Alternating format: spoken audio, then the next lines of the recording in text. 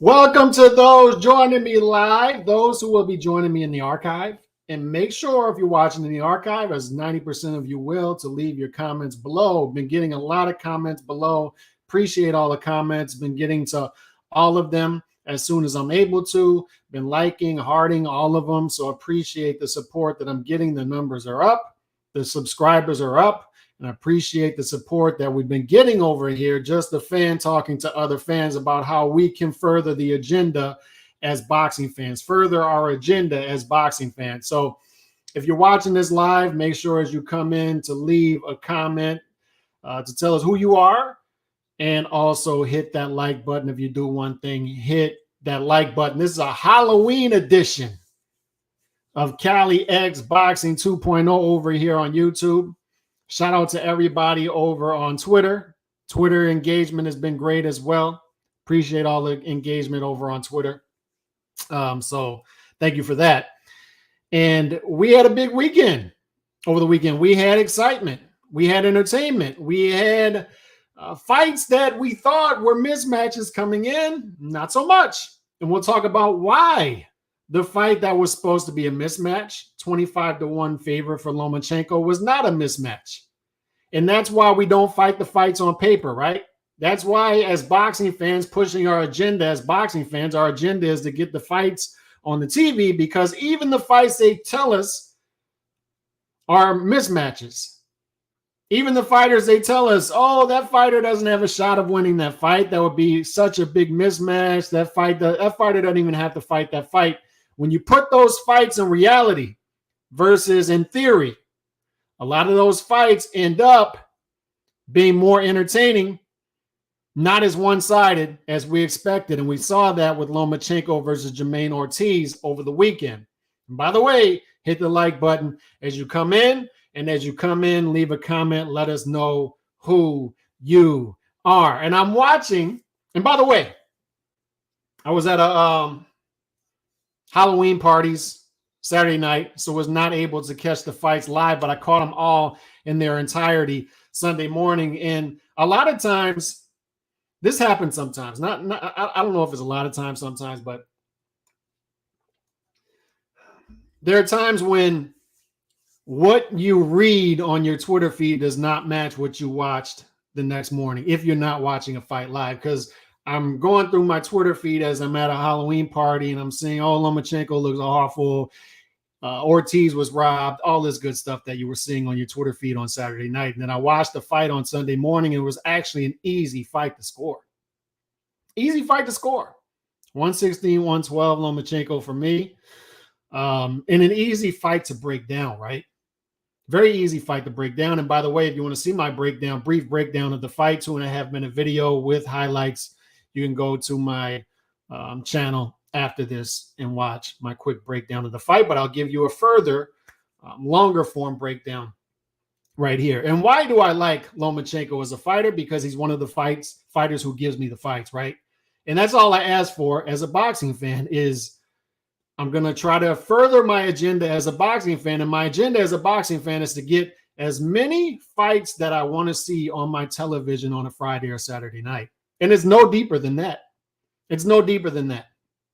They'll try to make it deeper than that. And you see all the narratives out there that, oh, Lomachenko, people love him because of his skin color, all this good stuff. Let me tell you something. There are 6 athletes on this wall behind me. One of them is white, and he's only white because I'm from New Orleans. He played in New Orleans. The other 5 are not white. For me, it's no deeper than I don't care who you are. I don't care what part of the universe you come from. You're giving me the best fights on a consistent basis. I'm going to be drawn to you as a fighter. That's my agenda as a boxing fan. Give me the fights. Don't care white, black, brown, yellow. Don't care communist, capitalist, socialist. Don't care. Christian, atheist, Muslim. Don't care. You give me the fights. I'm going to be drawn to you. I'm going to like you. We're going to become a boxing fan, a fan of you as a boxer by extension. And that's where I'm at with Lomachenko as a fighter. So when I see Ryan Garcia put out a tweet after the Lomachenko fight and he's saying, oh, Lomachenko was too small for the division. And I'm thinking to myself, you have a fighter who has one top 10 victory at lightweight being critical of a fighter who has fought 8 lightweight fights already. He's already fought 8 lightweight fights.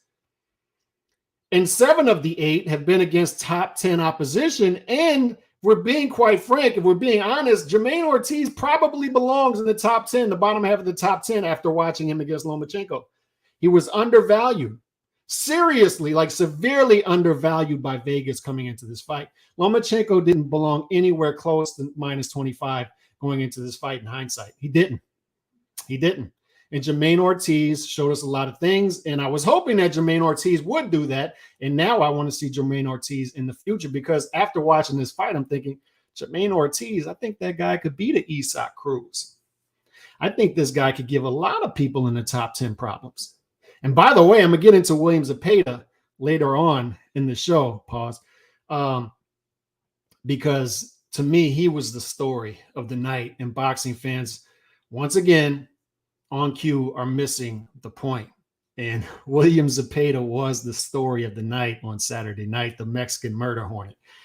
I'm going to get into that later on in the show. Let me get to some comments before I go further into the Lomachenko versus Ortiz fight.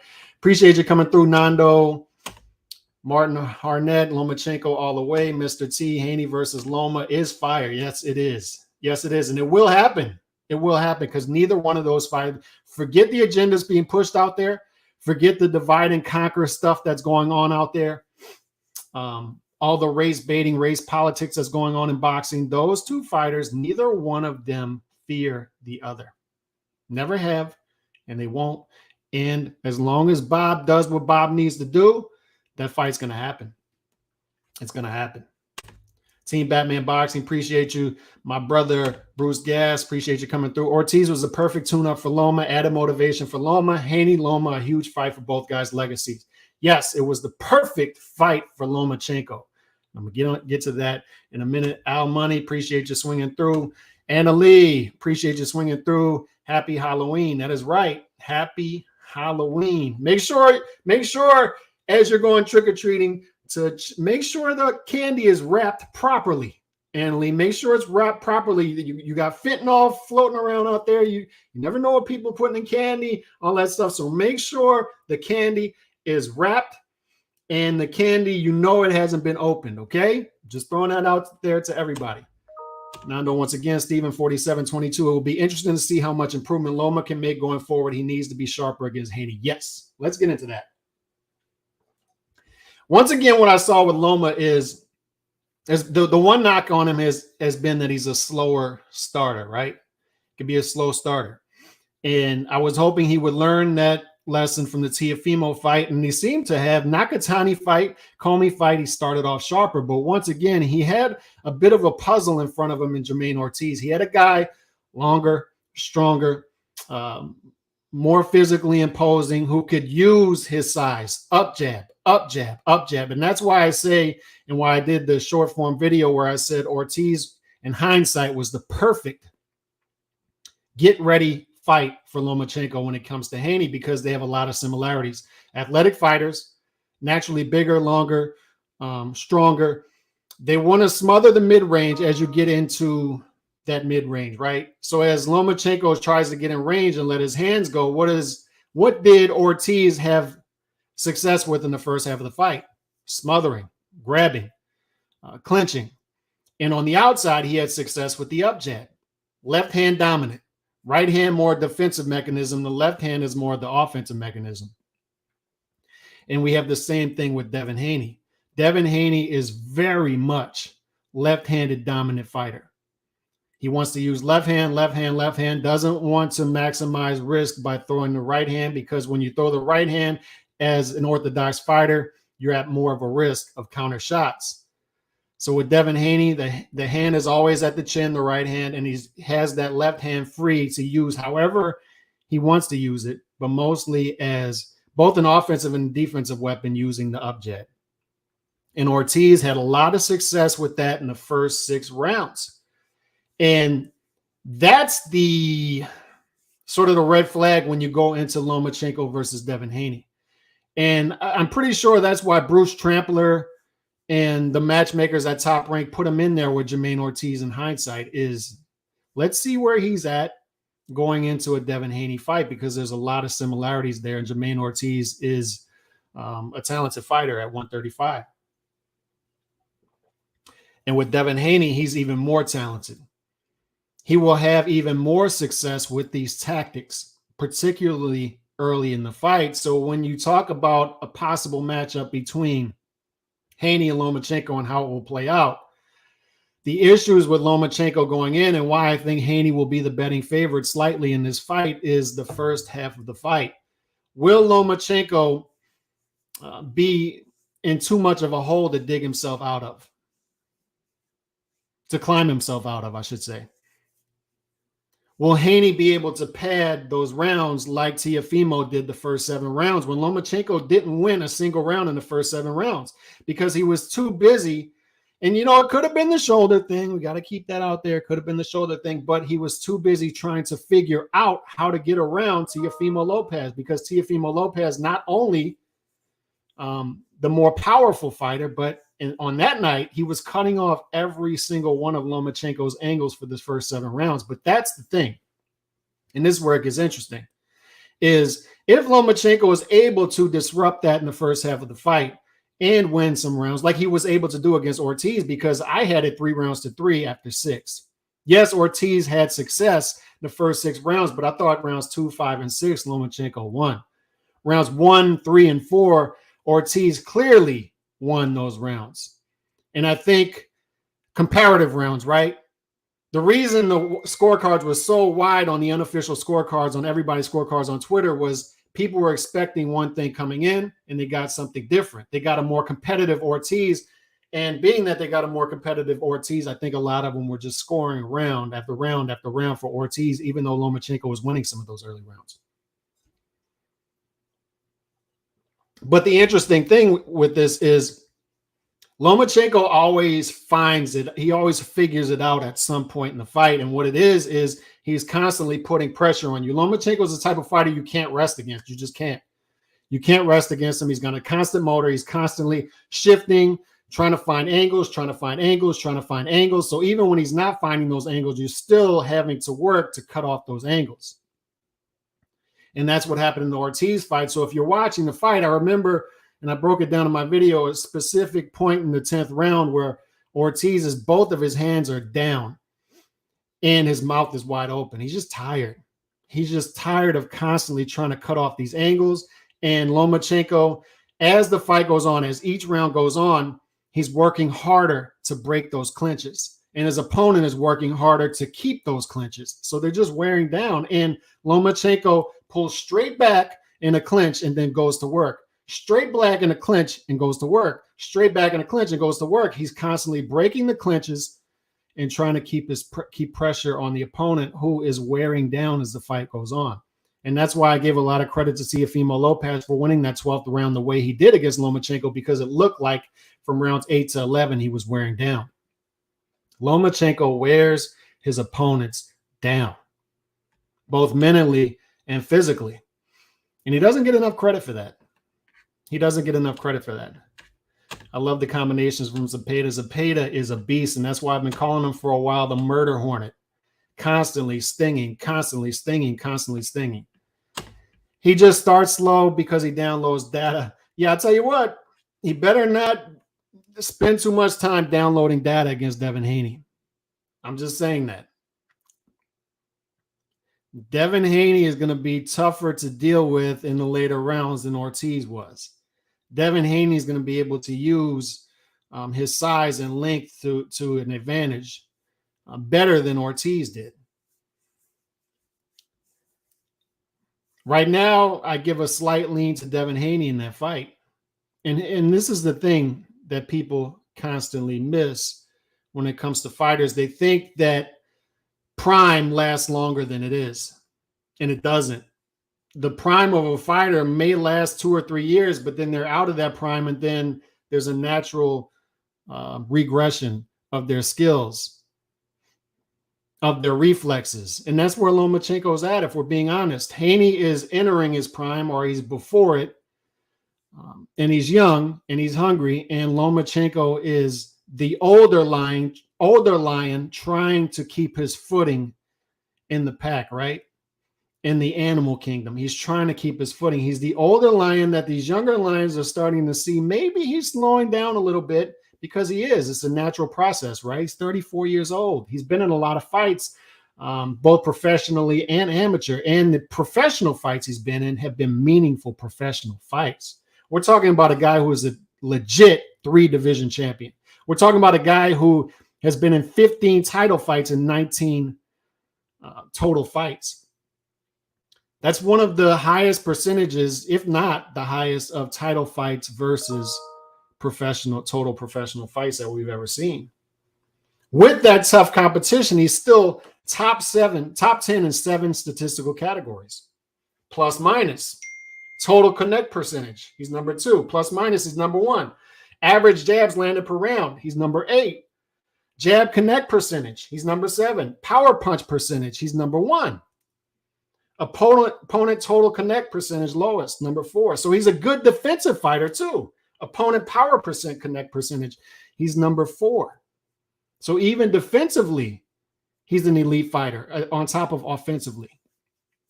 But one thing to keep in mind, when we start that, you can look into stats and tell when a fighter is starting to slip, right? Is he's off the charts with power punches landed. Power punch connect percentage landed. He almost lands 1 for every two shots thrown, power punches thrown, 48.4%. But in this fight, he was into the 20s, 22, 25, 29% against Jermaine Ortiz, and he had openings that he was missing. And it took him a little longer to finally hit on those openings. And that's when you can tell that a fighter is starting to slip a little bit. And Lomachenko is starting to slip a bit. The question is, even with that slippage,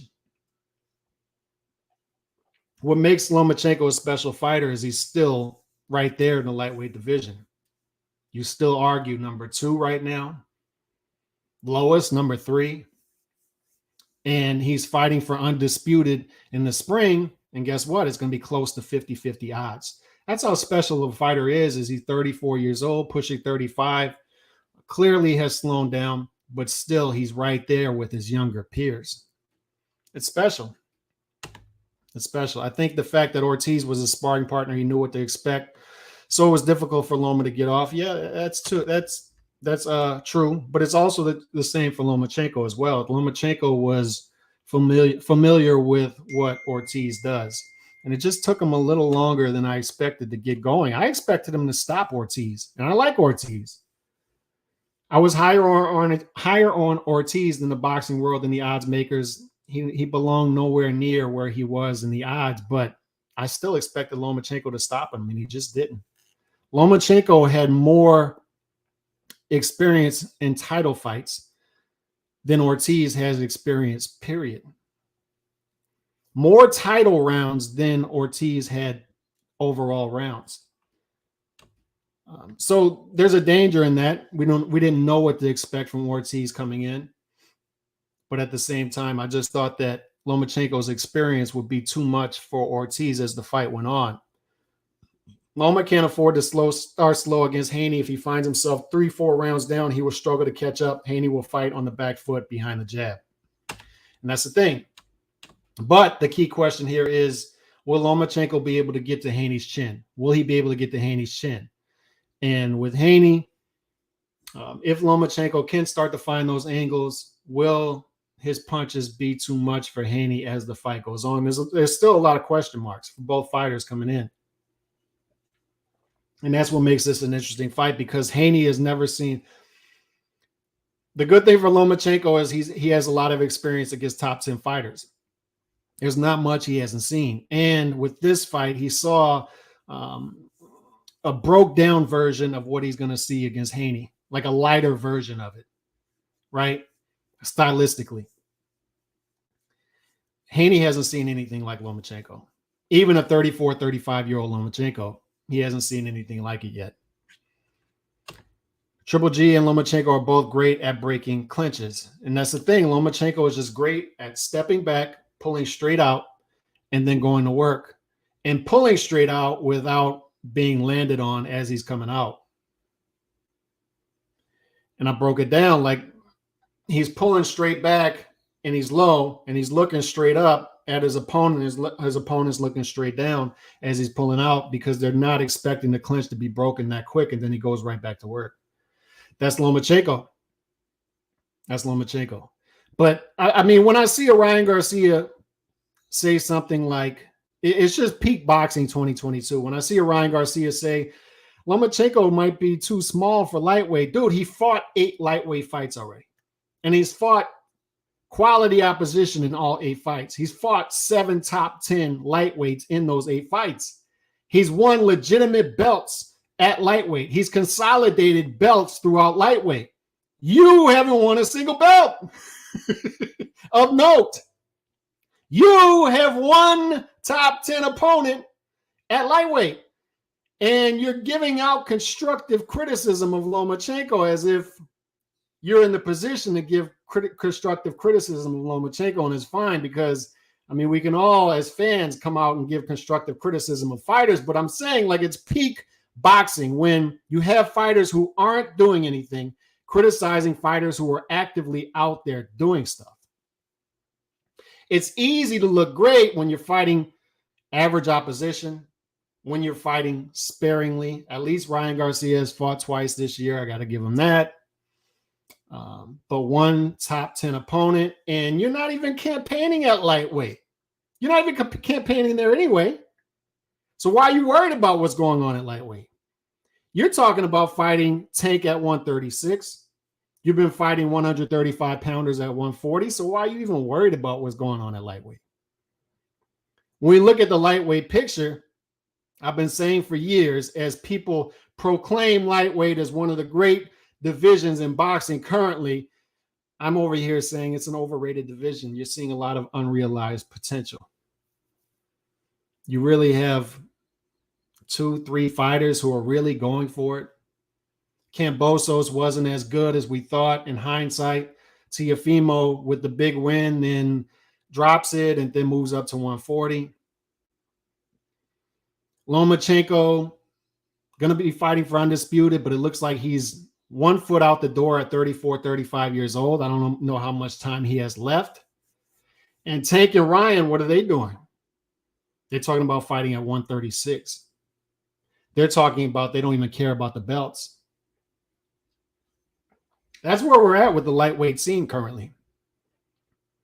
That's where we're at. Haney and Lomachenko is going to be fighting for lightweight supremacy, but underneath that, there's a big vacuum that nobody seems to want to fill except for a guy like William Zepeda. And I'm watching William Zepeda fight on Sunday morning. And I'm looking through Twitter. I'm like, why in the hell aren't more people talking about this performance? Because that was the story of the night to me. I've called him the Mexican murder hornet for a while because he just stings and stings and stings. And hornets can sting. They have that barbed stinger to where they can constantly sting and they don't lose their stinger. That's what makes hornets like, I hate them. I live in the South. I see them all the time. I encounter them all the time. They can sting constantly and they don't lose their stinger. William Zepeda constantly stings. I'm looking at the CompuBox stats after the fight. The dude threw almost 1,600 punches. Almost 1,600 punches. There was a round where he threw 151 punches. 151. 151. And I'm scrolling through Twitter and people are talking about Jake Paul. And Jake Paul in the whole fight threw like 260 punches. Zepeda threw that in almost 1 round. A round and a half, Zepeda was already surpassing that. And I'm looking through my timeline and I see Lomachenko, the same crowd. Lomachenko sucks. Lomachenko was overrated. Lomachenko, Ortiz was robbed, blah, blah, blah. Oh, Jake Paul, greatest fighter of all time. Jake Paul, oh, great. Look at that knockdown in the 8th round. And I'm not seeing William Zepeda. And William Zepeda threw almost 1,600 punches in a single fight.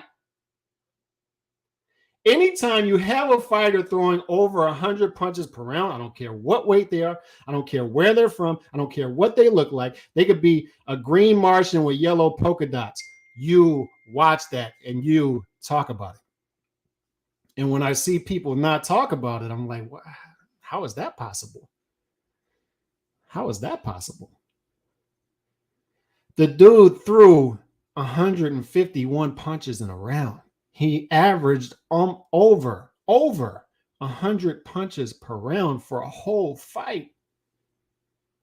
And it's not like that was one performance. He's been doing that throughout his career.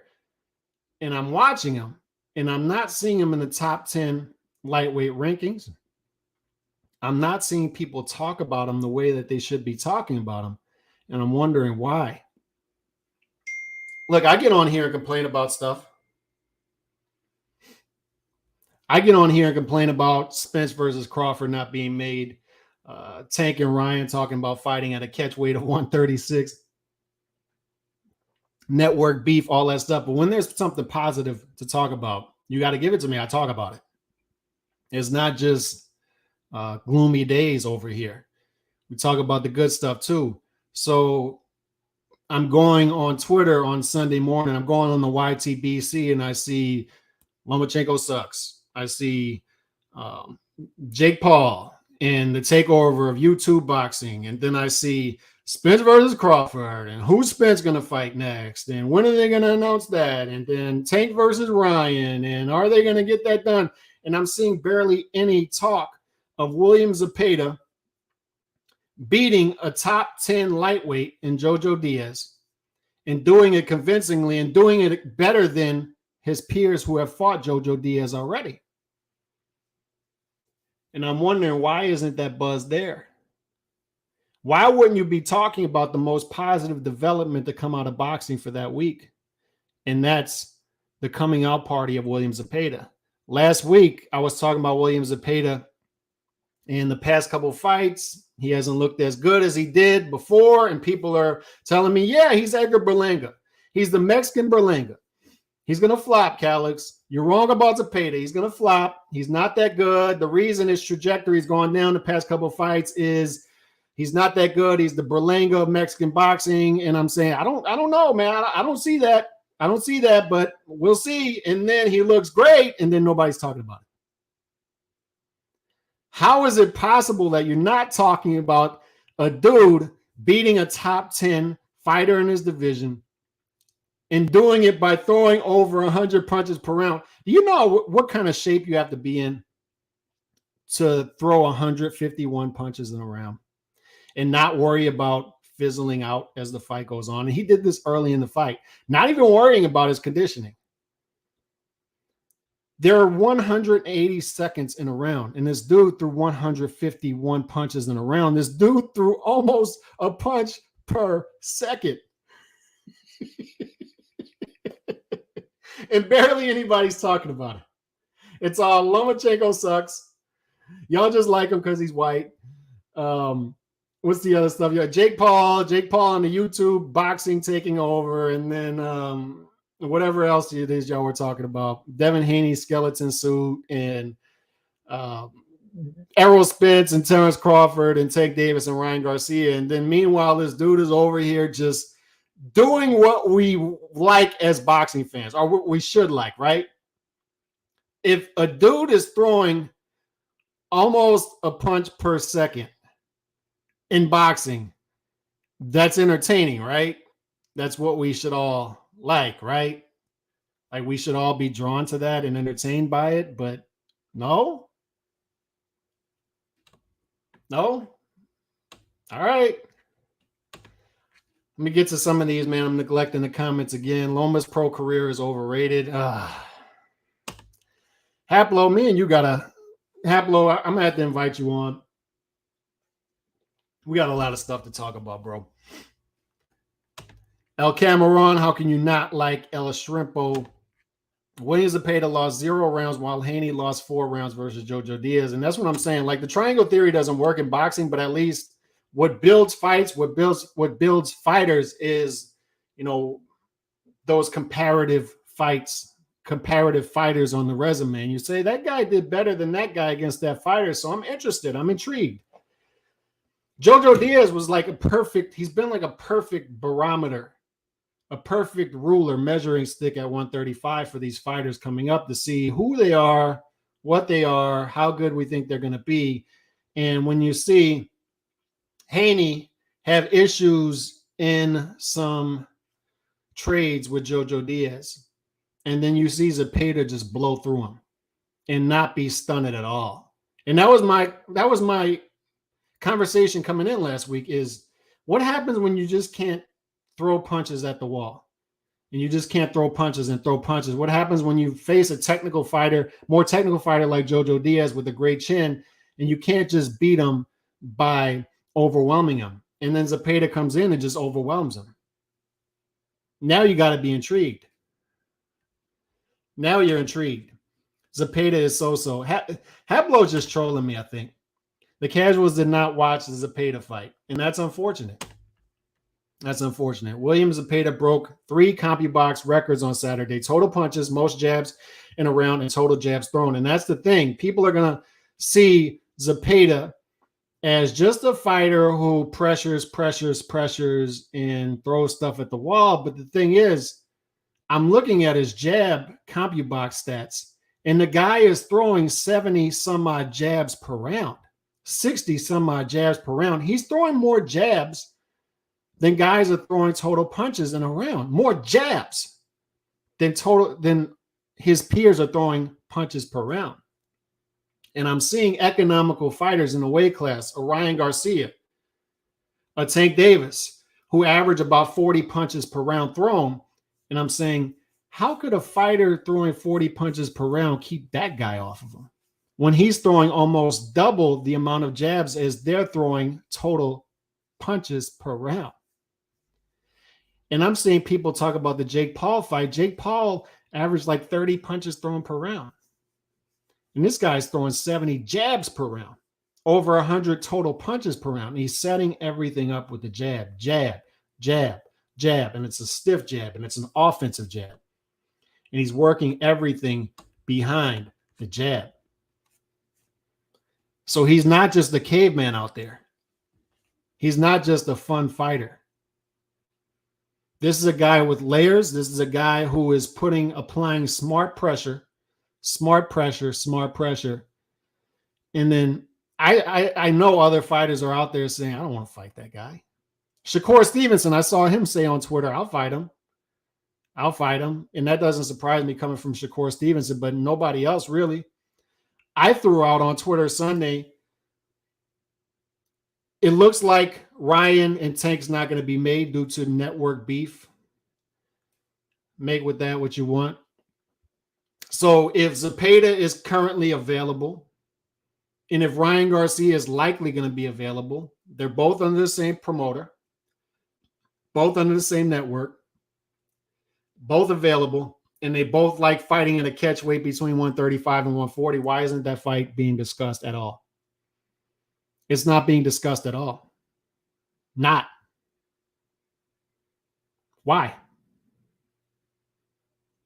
And as boxing fans, we're going to let them off the hook. Oh, because, Zepeda isn't a name yet, and Ryan Garcia is too dangerous for. No, they're both there.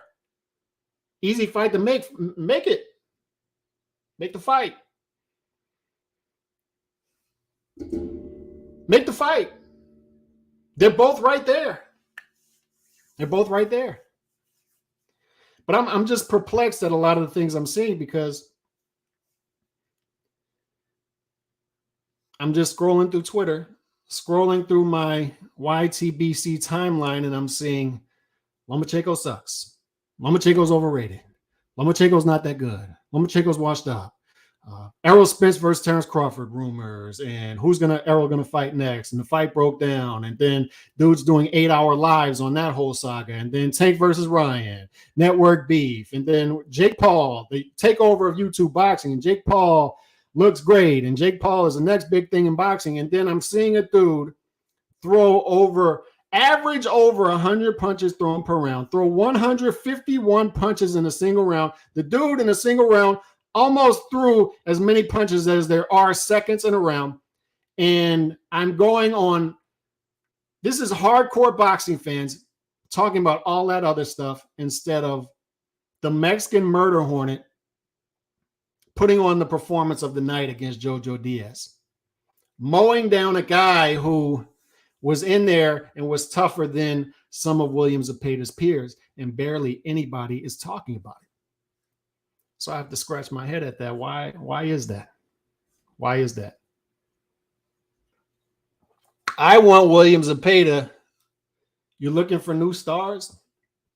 Why can't he be the next Mexican star?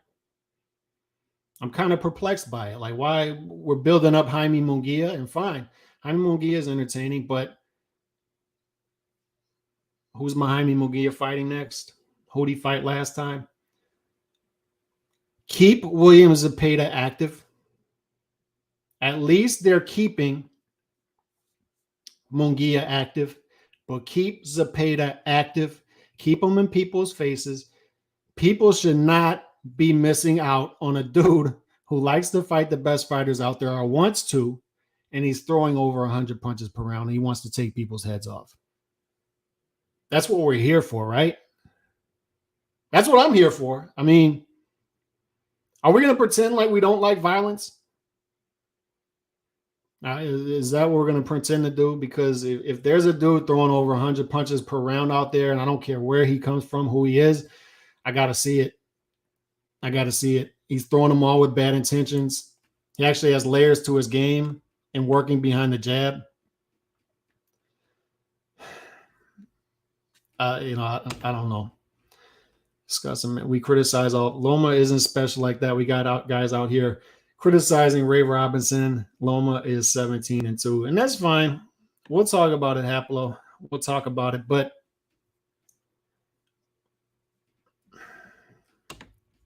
the Mexican murder hornet.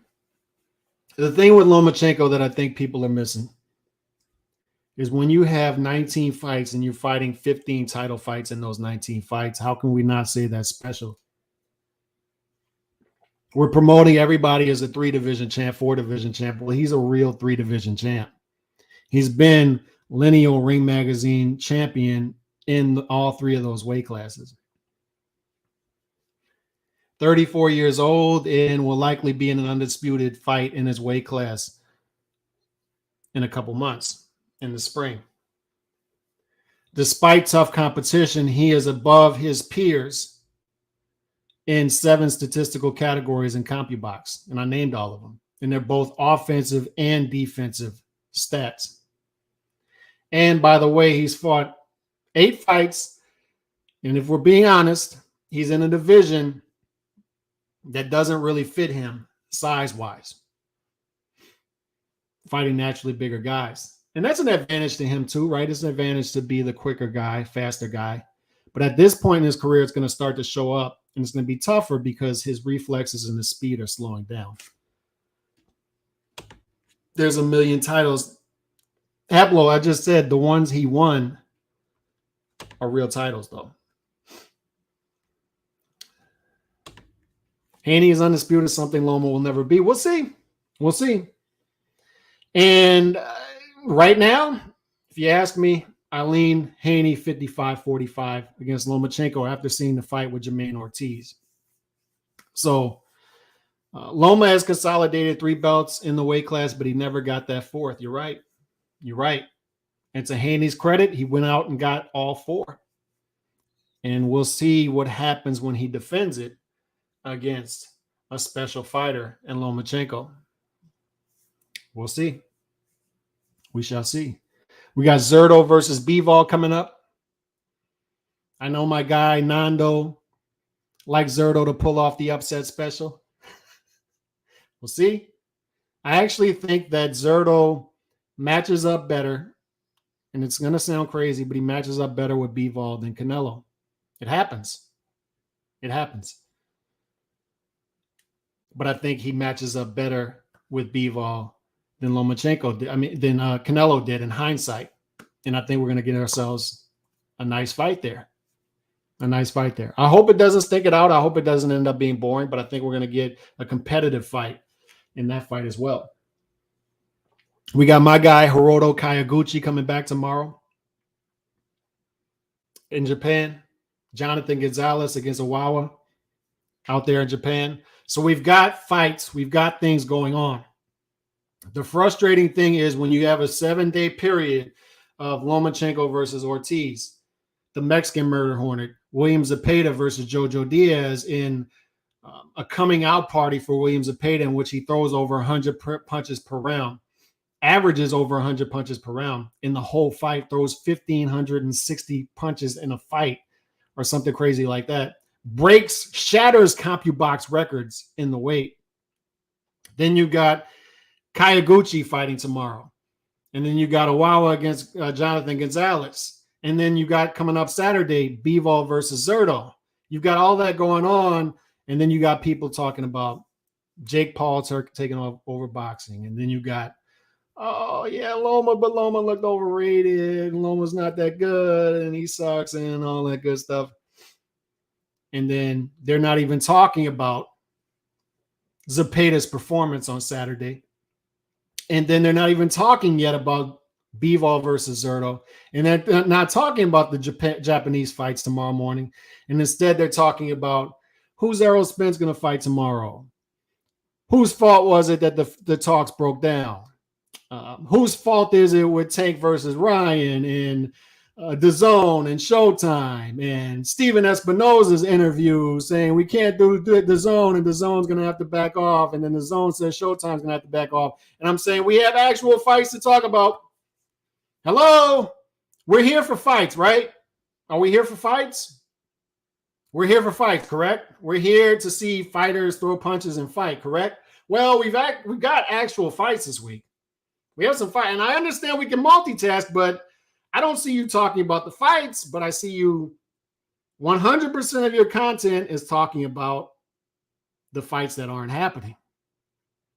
And it's why we've got what we got. What do we talk about all the time on this channel is the behavior that you reward or let slide is a behavior you're going to get more of in the boxing world. The behavior you ridicule is the behavior you get less of in the boxing world. So when all of the clicks, all of the attention goes to the drama, to the business side of the world, to the mythical matchups, guess what you're going to get more of? And when less of the attention goes to the fighters actually fighting fights, when you have a Ryan Garcia come on Twitter Saturday night and say, Lomachenko's too small for lightweight, maybe, yeah, I'm going to be critical of Lomachenko, even though I only have one top 10 fight at lightweight, and I don't even want to fight at lightweight anymore. The reason Ryan Garcia feels free to go out there and do that is because he knows he's not going to get a lot of pushback from the boxing fans for doing that, because you have a lot of boxing fans who put Ryan Garcia and a Tank Davis in the same breath as a Lomachenko, even though Lomachenko will have 7 top 10 fights at lightweight and 8 fights, and then neither one of these guys, if they do have a top 10 fight at lightweight, it's one. It's one. They lean on the eye test more than what's going on in reality. Theoretical stuff before reality stuff.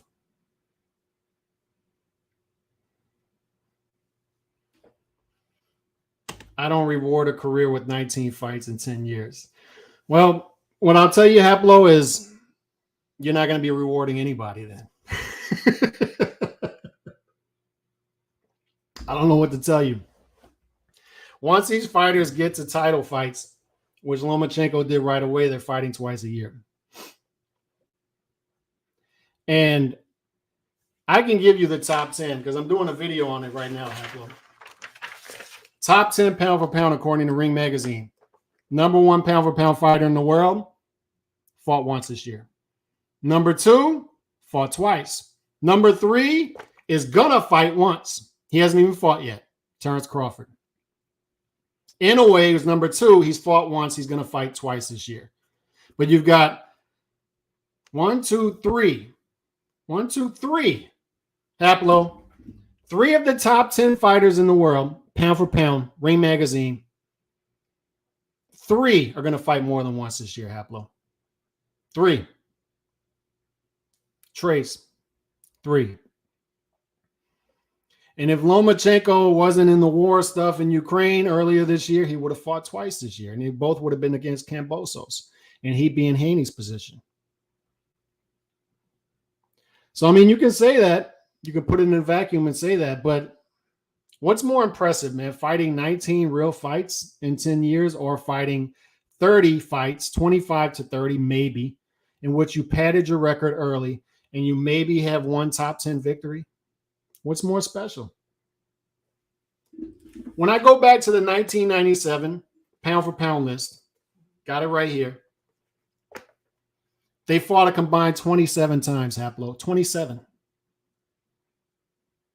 in 1997. 25 years later, just one generation later, they don't even have half the fights that those guys did combined. Oscar De La Hoya was the pound for pound king in 1997. He fought 5 times that year. 5. Guess how many fighters in 1997 in the top 10 pound for pound fought less than twice? 0. None. You have fighters who fought 5 times. Oscar De La Hoya. Terry Norris fought 4 times. Pernell Whitaker fought 3 times. Roy fought twice. Tito fought twice. Evander fought twice. Junior Jones twice. Ricardo Lopez twice. Ike Quartet twice. Mark Johnson 3 times. Look at our pound for pound list today. Inoue will fight twice. Hasn't gotten there yet. Canelo fought twice. Bivol will fight twice. But as of currently, October 31st, 10 months in, we're just finishing 10 months. There isn't a single pound for pound fighter top 10, according to Ring Magazine, who has fought more than once. Doesn't exist. Number 1 is going to fight once. Number 2 is going to fight twice. Number 3 is going to fight once. Number 4 is going to fight once. Number 5 is going to fight twice. Number 6 once. Number 7 twice. Number 8 once. Number 9 once. Number 10 once. And what I'm saying is, why are people drawing the line at Lomachenko? There are a million problems in boxing. A million problems in boxing. And it's always funny to me when people decide to be overly critical of guys like a Canelo, a Lomachenko, guys who are actually fighting fighters and trying to accomplish things. 13, man, it's inexcusable. It's inexcusable for the top 10 fighters in the world to average 1.3 fights per year. Shouldn't happen. It shouldn't happen. The behavior we let slide or we reward is what we're going to get more of. So if we let these fighters slide for fighting once per year, or fighting, if they do fight twice against two average fighters, we're going to get more of it. We'll get more of it.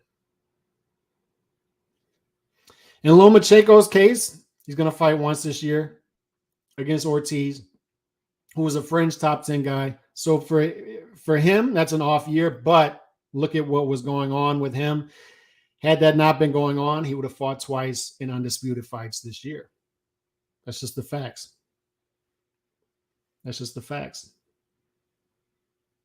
But that's where we are in boxing. It's peak boxing 2022 when a fighter who can't even sniff the pound for pound list has stated that he doesn't even care about titles, doesn't even care to campaign in a single weight class, is out there criticizing a fighter who is actually out there fighting and has actually achieved things after that guy's fight. I don't know. And no, nobody's saying stuff like this. Or maybe ESPN is, right? And maybe that's where people start to push back, right? Is when ESPN starts to get out of control. When you have like a casual like Joe Rogan say, Lomachenko is the greatest fighter I've ever seen, or something like that. So maybe that's where the pushback is, but level-headed people are not saying that. Level-headed people are saying, special talent, he's had a great career, he's a future Hall of Famer, and we'll leave it at that. We'll leave it at that. But when you start to get to the guy's not that good, the guy's overrated, I mean, do we not want to see fighters fighting title fights and a legit title fight in the second pro fight? Do we not want to see, after he loses, That title fight in the second fight, he goes and fights the number 1 guy, number 2 guy in the division, and Gary Russell Jr. at the time. Do we not want to see that? I'm fine with it. I'm fine with it. I'm fine. I'm perfectly fine with seeing a fighter throw 150 punches per round, over 100 punches per round throughout 12 rounds on average, without saying, oh, that guy's just a caveman. That's a caveman style. It's not that special. No, I want to see the guy throw 100 punches per round. I'll take that. I'll take it. Give me that guy. Give me the guy throwing 100 punches per round. I signed up for violence. I'm here for it. Give me that. Give it to me. But when I see the inactivity stats, it troubles me. When I see fighters who have no business criticizing fighters who are well ahead of them, fighters who achieved as much as they achieved at this point in their career, 7 years in their second pro fight, third pro fight.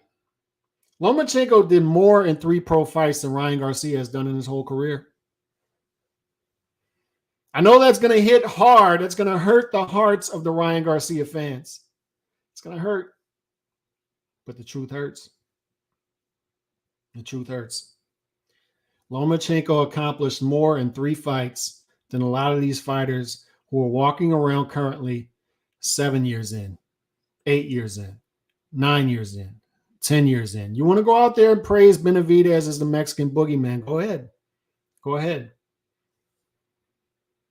But Lomachenko had better opposition and a better win 3 fights in than Benavidez has in how many years? 9 years?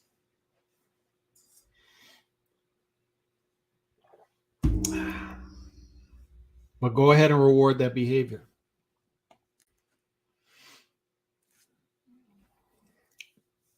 At the end of the day, if we're calling it a spade, Lomachenko's performance on Saturday night left a lot to be desired. Lomachenko, I'm watching him, and he's clearly not the fighter he was 3 or 4 years ago. And it's natural. It's the natural process. It's a natural progression, especially if you're fighting top competition throughout your career. And you're 10 years into that. After an amateur career of 396 fights, plus the World Series of Boxing, you got a lot of mileage on you. It's a natural process. So I see that, and I see some wear and tear there. I see him not landing when he has openings that he would have flourished in 3-4 years ago. But at the same time, I still see a guy who, on a good night, if he turns back the clock, can beat anybody at lightweight. He can. He can. He's still got that. I saw a guy who had some issues with the style he's going to see in the spring in an undisputed fight early on in the fight, first half of the fight, but he progressively figured it out throughout the fight. And that pressure was still there enough. The breaking of the clinches, the angles, the shifting. And Ortiz started to break down as the fight went on. And it was an easy fight to call, 116, 112. Easy fight. Easy fight to score. No controversy. No, Ortiz didn't get a draw. No, Ortiz didn't win the fight. It didn't happen. Lomachenko won a close and competitive fight, but he clearly won it. And he moves on to the next.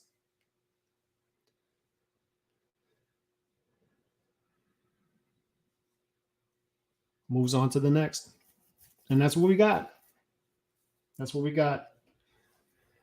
And William Zepeda, he was the story of the night to me. 100 punches per round. Beating Jojo Diaz. Jojo Diaz just didn't have any answers. And Jojo Diaz is a good fighter. And William Zepeda is a top 10 guy at lightweight if he's going to stay in campaign at lightweight. Moves up to junior welterweight. He'll have better opportunities. He'll have better opportunities to get top fights and get top fighters in there with him at junior welterweight because you have guys who behave like fighters more at that weight class than at lightweight. where fighters more so behave like divas, behave like YouTube champions instead of actual traditional fighters. So we'll see where Zepeda chooses to go. It looks like he wants to campaign at lightweight. And if he does, how that weight is lining up, he'll be a top guy in that weight in the near future. He's already a top 10 guy at that weight. Shakur Stevens is moving into the weight. It looks like Lomachenko is slowing down, but he'll be in the undisputed fight. Haney will be in the undisputed fight, and it looks like Haney will move up to 140. Teofimo has already moved up to 140. Tank and Ryan are doing Tank and Ryan things where they don't even want to campaign at a weight class, so it doesn't even make sense to talk about them in the lightweight, in the whole lightweight saga.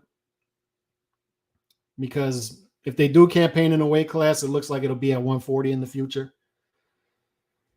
So, and look, there's no debate here. Haplo's my guy, but I have to have Haplo on here because we have things to discuss, and I'm always open-minded, willing to listen. I'm not into debating anybody, to be honest. I just want to have discussions, and we'll see if people can change my mind on those things. And we could have a discussion about Froch and Calzaghe. And we're going to have a discussion on whatever it is that Haplo has an issue with me on this podcast, and just have an open talk. We can do that. And I'll invite Haplo over, and we'll do that because I trust Haplo actually has things to say, unlike a lot of these other guys out here. And me and Haplo can have an interesting dialogue in which you have two guys with common sense talking. But the Lomachenko thing to me is easy. It's easy. Fighters don't stay in their prime long. Fighters naturally decrease in skill and talent and athleticism as they go on. It's just a natural process. It's Mother Nature. It catches up to you. It catches up to you. I wake up at 41 years old and my joints are cracking, and that didn't happen at 31. It didn't happen at 21. I still get up. I still work out. I still try to keep it moving, but I can't. I was playing basketball Friday night with my nephews and a bunch of their high school friends who play basketball, and I woke up Saturday morning. I just felt like I was dying. And I know they didn't feel like that.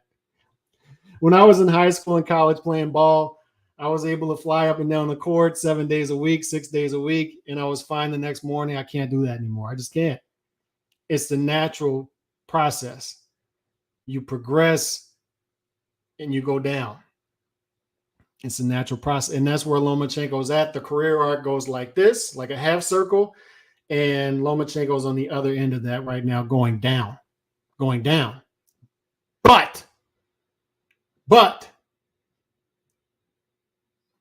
15 title fights in 19 fights.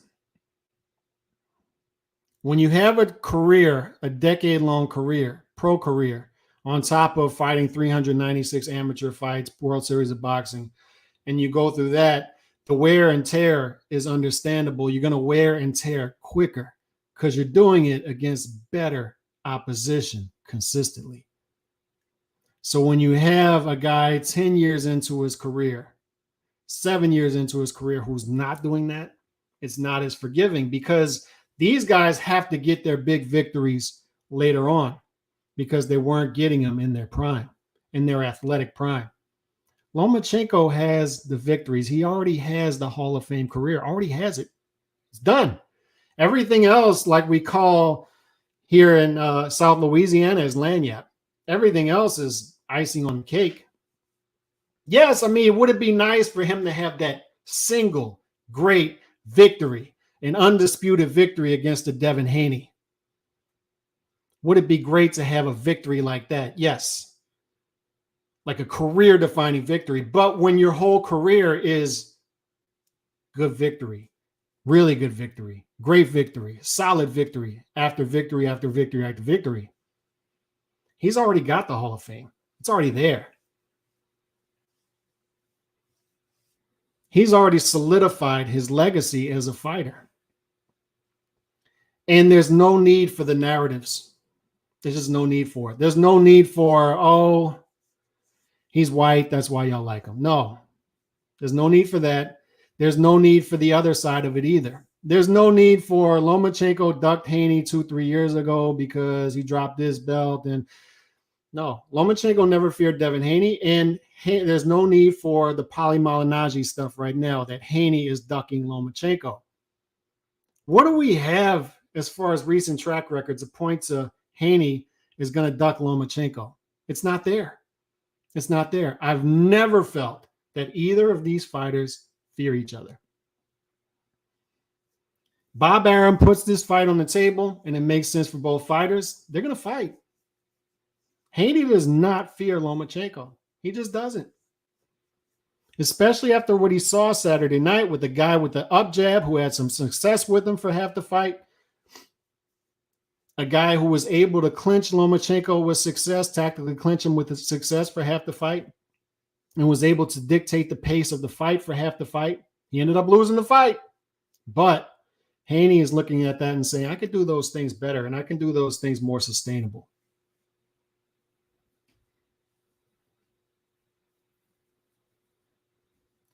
But there's no need for the narratives out there that people are running with. Lomachenko never ducked Haney. Haney's not going to duck Lomachenko. He's just not. I'm willing to put money on it.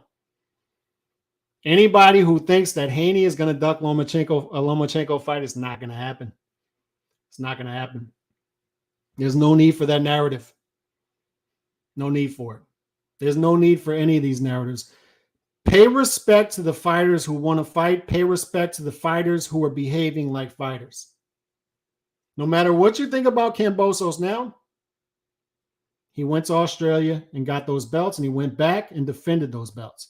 He came back with them, and he's leveraging that into a Lomachenko fight. Beat Jojo Diaz, beat Linares. No matter what you think of those fighters, at the time, those were step-up fights for him. He's put together a decent 4-fight run, and he's got all the belts. He's the champion. No matter what you think about Lomachenko, you can't look at his resume and say that guy didn't want the belts, the guy didn't want the fights. You can't say it. You can't say it. We can debate how talented we think the fighters are, where they are, and add this to the equation.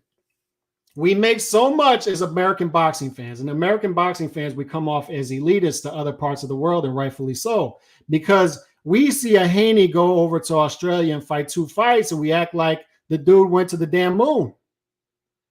Oh my God, he went all the way to Australia. Dude, he just took a flight. Took a flight. And he beat what ended up being an inferior opposition. That's what happened. Other parts of the world are looking at this and saying, dude, we do that all the time. Lomachenko does that all the time. Dude is in damn Ukraine. And he comes to fight East Coast, West Coast, wherever. Gennady Golovkin, Kazakhstan, comes over East Coast, West Coast, wherever. Leaves his family, pulls up shop for 8 weeks, whatever he does. These fighters come over to America and fly across the pond all the time. Lomachenko has done this all the time. He's done what Devin Haney just did. So keep that in mind as well. Is you got a lot of Eastern European fighters. You got a lot of fighters from the UK. You got fighters from Japan that come over, fight, win, go to Mexico and fight. You just had some Japanese fighters go to Mexico. You got a Puerto Rican fighter going to Japan tomorrow. Fighters do this all the time. And in America, we act like if a fighter goes to another country and fights for a belt or defends a belt, that they're going to Mars. Like they're the damn rover that Elon put on Mars. It's like, dude, they just took a flight. They just took a flight. On that note, man, I'm out of here. I appreciate y'all coming through. Leave y'all comments below in the archives. God bless. Have a happy and safe Halloween. Make sure you are checking your candy before you open it. Make sure it's like solid. No openings, all right? Fentanyl is floating around. God bless. See y'all tomorrow.